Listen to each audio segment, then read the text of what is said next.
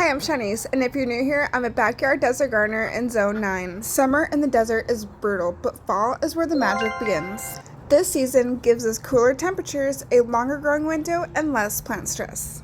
In today's video, we're going to prep the garden, gather up some soil, and sow some seeds for fall. We will start off by cleaning up and removing the summer plants. So right here we have a tomato plant. We bought this tomato plant at the store this year, and we harvested a good amount of tomatoes from it. After you trim your tomato plant, it'll start regrowing at the base of the plant. Another way to keep your plants healthy this fall is to refresh with mulch.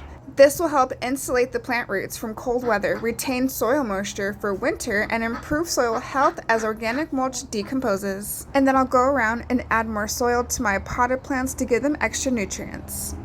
This year, I'm working on improving the native desert soil. I fenced off an area in my yard and started growing directly in the ground. Over here, I have basil growing and a few native plants, which help provide each other with shade. I started adding compost and laying down straw, which helps cool down the soil and keeps the plants happy. This is only the beginning and there's already so much growth. I'll make sure to do an update video later. Now, what to plant in fall? If you live in a warmer climate, you could pretty much grow any leafy thing. Root vegetables, a few herbs, and flowers. Here's a list of all the vegetables and herbs that you could grow this fall in September. Zones 8, 9, and 10. Today, I'll be reusing soil that I gathered up around the garden to start my fall season. When reusing soil, always remember, check for signs of pests and diseases. I gathered up as much soil as I can and mixed it all together. And I always remove the plant's roots, leaves, and other organic matter within the soil. I have a tomato plant in a grow bag that is a little low on soil. I'm going to leave the tomato plant on the right and remove the tomato plant on the left that didn't make it. And I'll clear out the debris and top it off with soil.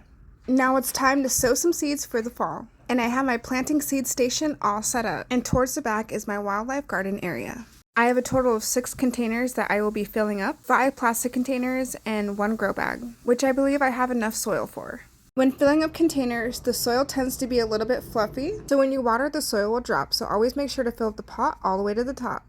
Now that we have our containers filled up, it's time to sow our seeds. And yes, I'm doing a small fall garden this year. I work full-time and I'm a mom, so I just want it to be more manageable. First up, we'll plant some spinach. I like to plant the seeds in rows and carefully space them out, so that way they're not overcrowded. Spinach will take about 45 days to harvest.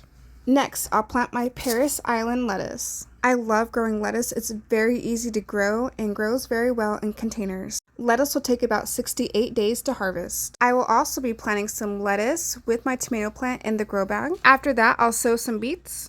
I'll be sowing them in my larger container. This is a Ruby Queen beet, so I'm really excited to grow it. Gently plant the seeds into the soil, not too deep, and then space them out. They need plenty of room when they are growing. I'm going to attempt to grow Brussels sprouts in my larger grow bag.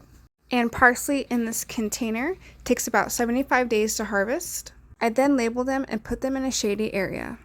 As for the flowers, I'll be planting some gazanias in this area to attract the pollinators. And I also got some sunflowers that are called Velvet Queen. Although the temperature is lowering at night, it's still a little bit warm outside, so always make sure to keep your sprouts moist. We had an amazing summer, but fall is around the corner. At the end of each season, it's always good to take notes on the plants that did well and those that did not do well. And make a plan so you have time to decide on what and where you want to grow for next season.